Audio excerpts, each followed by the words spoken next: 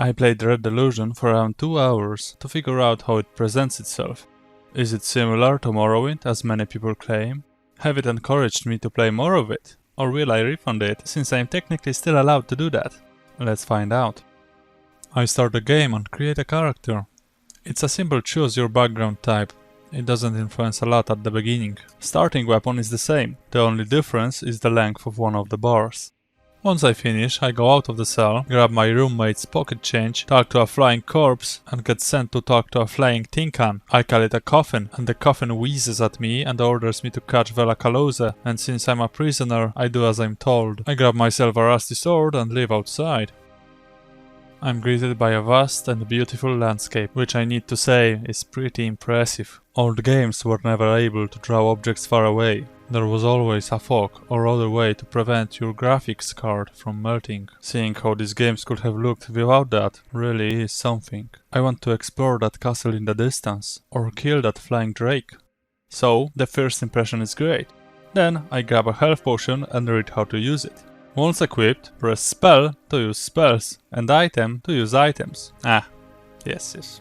Spell and item buttons. You can scroll through the equipped items with switch item or spells with switch spell.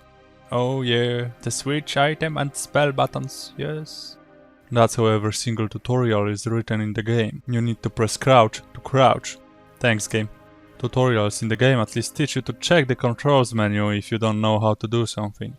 I fall down and miss the stack of boxes with a mana potion on top of it. Without a way to grab it, I continue further. A ghost lady speaks to me for a bit, and then I grab a skull. The way you level up in this game is not by killing enemies, you do it by obtaining skulls and finishing quests. With the first skull in my bag, I go and destroy some boxes and a wooden door. Breakable and collectible stuff around the world stand out a lot, so it is very hard to miss. It's quite easy to learn which objects you should interact with and which are just there to look good. I cross a bridge, and I am reminded how to check which button to press to crouch, and then I stab my first enemy. My personal impression is that the combat in the game is not meant to be the driving force. It will probably not be something to pursue. While it will be there, it will mostly be just another way of approaching a problem. So, while I do think that there are issues with the combat as it is, they are not as important as they would be in a game which would be centered around bashing enemies. For instance, it is possible to sprint to the enemy and slice him up before he is even able to equip a bow. Poison is laughably weak, applying it even 3 times to a single enemy still does not down him, and it's the very first enemy type in the game. You can spam throw daggers like a machine gun, and enemies don't do much damage to you.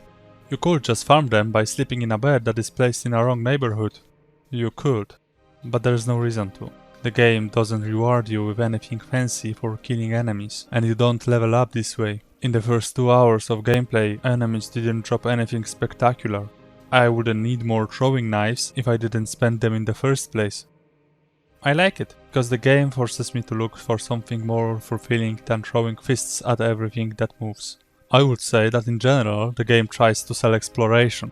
A world that is weird enough to spark curiosity, but also beautiful enough to grasp with the view of the landscape. Stuff hidden all around waiting to be discovered. The very first charm check makes the dying prisoner tell us where we can find something shiny. Both breakable and lootable stuff is easily recognizable. The way you level up is by collecting skulls and finishing quests. All of those design choices encourage us to explore this world, seek out adventures, and interact with everything we can. It's great. It truly is a world to explore, and it's yours to explore. There's no indicators or UIs that point you in the direction they want you to go. You can choose for yourself where you will be going next. Although I was a bit sad that there was nothing behind the waterfall. I talked to this dude who decides to moonwalk away from me while we're still talking.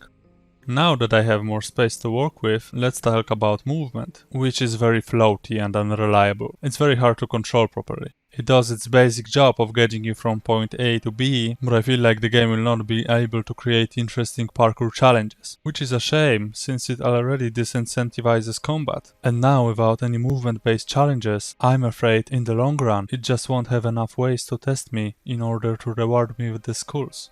I talked to this dude who wants to make a tea out of shrooms. He also tells me that there are 2 ways of entering Vela's castle, We can enter through the main gate or sneak in using the side entrance. In general, the game seems to be willing to give the player options to resolve problems the way he wants. You can charm your way through or sneak around, or make sure that nobody is able to tell what truly happened. Well, technically speaking, you can also just zoom around, since the AI stops following you the moment you disappear behind the corner. After I zoom around, I jump into the escalator, which takes me to the top of the castle, where there's a curious door behind which lies something that looks like a monster. Now I'm curious. However, I haven't found a way to enter this place yet. Then I zoom around a bit more and find Vela. And she just dips out. No fighting. If you expected a brawl, you'll be disappointed.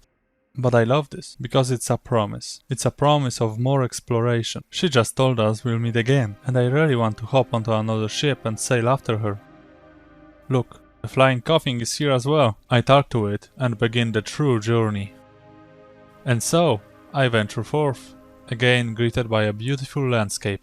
Except not. Those railings obscure everything there is. I don't really understand why they are here. And I don't even understand why they are anywhere. The game tries really hard to not let us fall out of a cliff to the point of obscuring the view, sometimes not allowing us to take shortcuts. And yet, it still fails to not let us into the places where we shouldn't go. We can still get on top of the burning building to learn that it has an invisible wall on the roof, or skip a part of the tutorial and dialogues by jumping around. We can also just float in the air after Vela Kalos's departure. We can also just go right here and jump down, and by becoming a goat, can get to that place that shouldn't be reachable for now.